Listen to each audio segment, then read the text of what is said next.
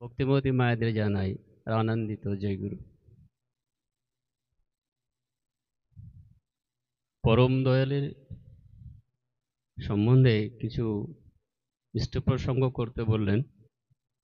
যিনি বিশ্বের কুল মালিক, তাকে আমরা কতটুক বা জানি, আর তার বারে মে কী বা বলতে পারি?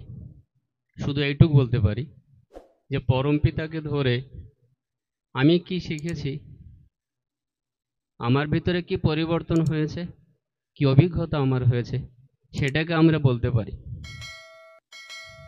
ইনি যে বিশ্বের কুল মালিক মুখ দিয়ে বলছি, তবে কি আমার অন্তরস্থল থেকেই মানতে পারছি যে বিশ্বের কুল মালিক ইনি আমার উদ্ধারকর্তা, ইনিই যুগ পুরুষোত্তম পরম পরমময় শ্রী শ্রী ঠাকুর।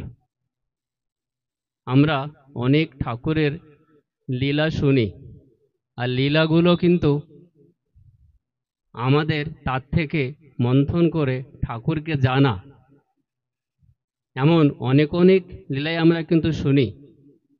সেগুলো কিন্তু আমার জন্য এইটা মনে করি, এমন একটা লীলা, বাংলাদেশে সিলেট নামে একটা গ্রাম ছিল, আর সেখানে এক দাদা গোপালচন্দ্র বিশ্বাস দাদা, উনি থাকতেন। ওই গ্রামে একটা পুরনো কালী মন্দির ছিল।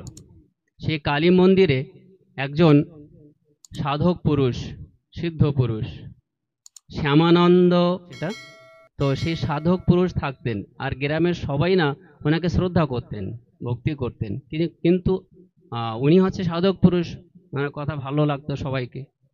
যখন দেশটা বিভাজন হয় তখন ওখান থেকে উনি সিলেট থেকে মানে নিজের স্থান চেঞ্জ করে সেখানে যে আশ্রম করেছে সেখানে থাকেন।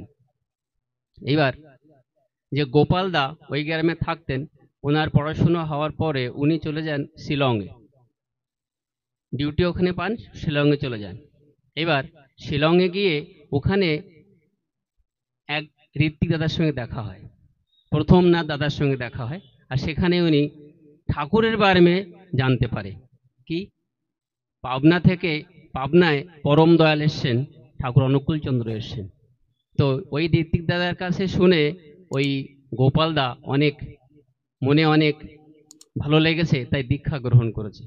আর তখনকার সময় ওই শিলংয়ে 2 থেকে 4 জন খালি দীক্ষিত ছিলেন।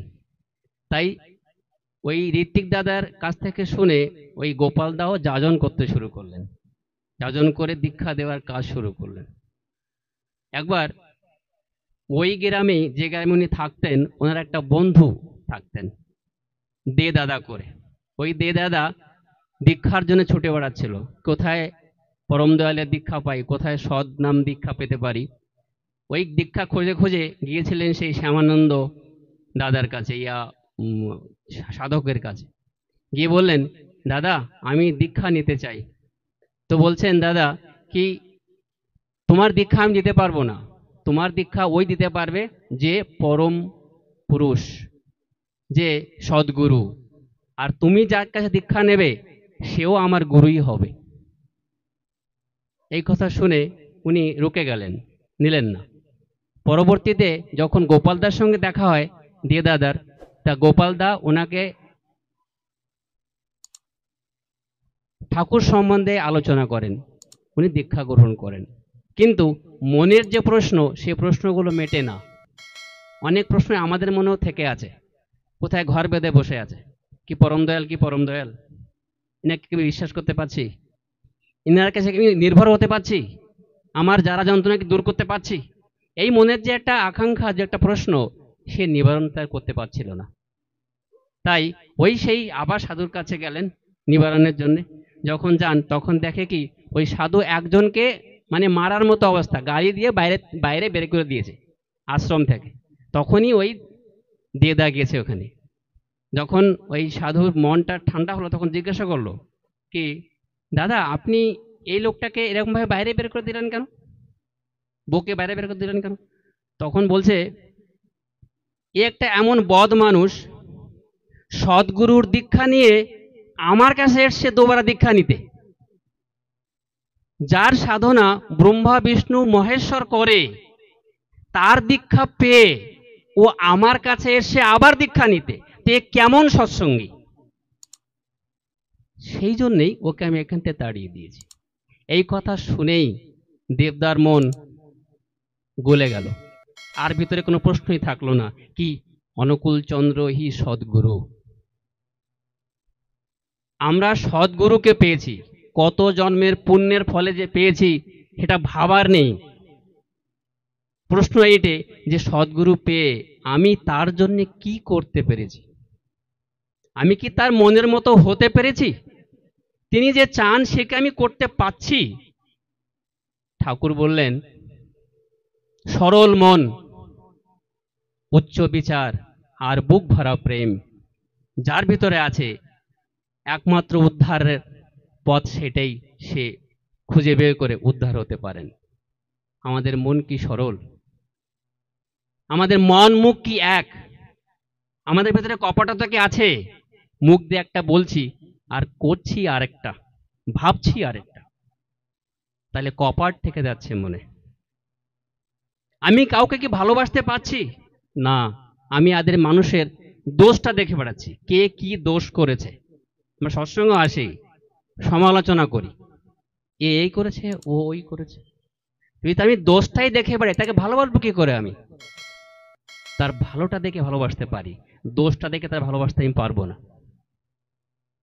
এবার আমার বিচার কি উচ্চ, আমি কি উচ্চ ভাবতে পারছি, আমি কি ঠাকুর ভাবতে পারছি, মানুষের ভালো ভাবতে পারছি, মানুষের ভালো করতে পারছি? যদি আমি এইগুলি করতে পারি, তবেই পরমপিতার সন্তান আমি, তবেই পরমপিতার আমি দীক্ষিত, তবেই আমি সৎসঙ্গী। এটাকে আমাদের নিজেকে মন্থন করতে হবে, ঠাকুরকে জানতে হবে। আবার ঠাকুরকে জানতে গেলে আমার সৎসঙ্গে আসতে হবে। আমার সকালে উঠেই ঠাকুরের এই যে বাণী দিয়েছে, একটা একটা করে বাণী পড়ে নিজের ভিতরে সেটাকে কিভাবে আমি প্রস্ফুটিত করতে পারি, সেই আমার চেষ্টা করতে হবে। এই করতে করতে করতে করতে আমি দেখবো একদিন ঠিকই ঠাকুরের মানুষ হয়ে উঠব। এবং এই যে যে পঞ্চনীতি দিয়েছে, কার জন্য দিয়েছে? আমাদের জন্য দিয়েছে। কার ভালোর জন্য দিয়েছে? আমার ভালোর জন্য দিয়েছে। এই জন্য আমার একটা করণীয়, আমি করলেই তো পাবো, করাই তো পাওয়ার জন্য নি। ঠাকুর তো বললেন করাই তো পাওয়ার জন্য নি। না করে যে পেতে চায়, দুঃখ তার পিছিয়ে ধায়। দীক্ষা নিয়ে যদি আমি সেই নিয়মগুলি পালন না করি, তাহলে তো ভস্যে কি হলো? কিছুই হলো না।